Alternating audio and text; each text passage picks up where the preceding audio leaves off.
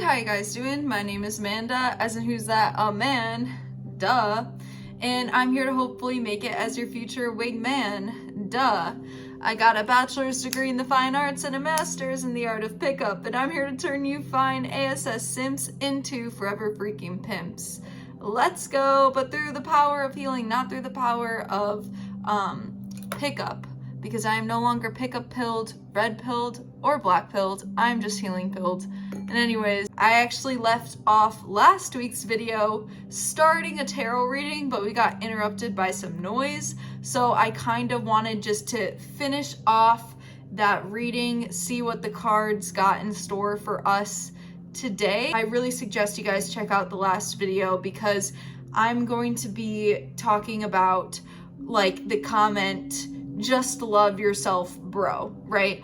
Obviously, this comment can have the intention of being helpful, but actually have the outcome of being hurtful or harmful, because if it were just that easy, you would have had done it by now. If healing was easy, you would have done it by now. This getting to accept yourself, getting to accept your past, so you can enjoy the present. This is extremely difficult. When we're talking about healing, when we're talking about dating, especially healing, like quote unquote, I mean, like, I don't even know if I love that word. We might have to change that word, because what does that even mean? It almost implies that things are gonna feel like they're okay when they might not, but things could be getting better, even if they counterintuitively feel like they're getting worse. That could also be a sign of healing. However, healing isn't linear and it's different for everyone. So I don't know if I like love that word, but yeah, this is life or death, because the pain and the misery that you are living in on a day-to-day basis, you don't deserve to be going through. But it's a matter of having compassion for yourself. And in this moment, it could be generally difficult. I wanted to talk about a personal story of mine as well. Back in 2022, I took a night walk that would have ended up costing me, not my life, but it costing me a good part of my early 20s post-COVID. I felt re-quarantined again. And this was because I went on a very long walk with an injured ankle, and it resulted in me hurting, and it resulted in me getting worse. I was put in a boot. I ended up tearing a ligament, and the healing process wasn't at all linear. In fact, it took me 6 to 8 months to actually fully feel comfortable walking again, but the previous set time by the doctor was 6 weeks. So when I'm not healing in 6 to 8 weeks, and when something's taking 6 to 8 months, that mental feeling is excruciating. It's extremely difficult. And that whole time you feel like it's too late. You wish that you could just go back to the time where you had a chance to be compassionate and take care of yourself, like when my ankle was sprained, instead of continuing to walk on it to make the injury worse. If I had only actually cared about myself from the very beginning, this whole thing could have been avoided. But obviously it wasn't the case. But something even deeper than just that alone is going on, because it's not just that it could have been avoided, but it's that I couldn't forgive myself for what I had done to myself. And this is just like a small example of the ways I've personally betrayed myself.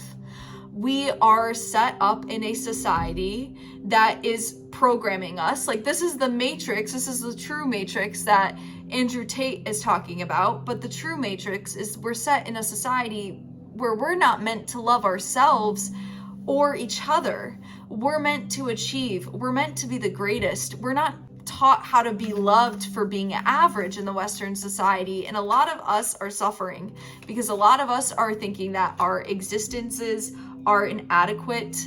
We lose touch with the magic that each and every single one of us have to offer. We lose touch with communication with other people because we begin to live in such great fear and resent ourselves. And with releasing blockages coming through and the past card coming through, and the take a risk card coming through, let's see. There is a need to sort of, let's see what we got. Two of Swords.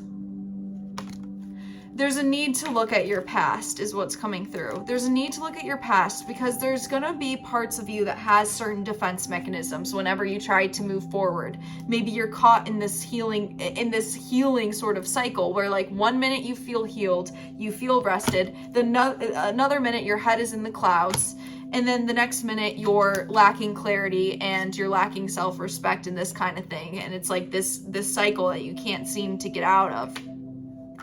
There's a need for you to take a look at the conflict that had happened in your past. Conflict that arisen between you and your mom, between you and your dad, between you and your family members, because this is what's going to actually help you. Past card, Six of Cups coming through. This is actually what's going to help you when it comes to changing the luck to be on your side moving forward. To get that wheel spinning back in your favor, it comes from doing the work on your past. Because each of us are very individual and each of us are very unique, and we are coming from like a whole fairy tale, even if it's a hell fairy tale past of our trauma and our pain. Eight of Swords card coming through. It's so hard to forgive yourself for hurting yourself. I mean, quite literally, one of the hardest things for me was like, I'm never good enough, and now I just betrayed myself by literally hurting myself.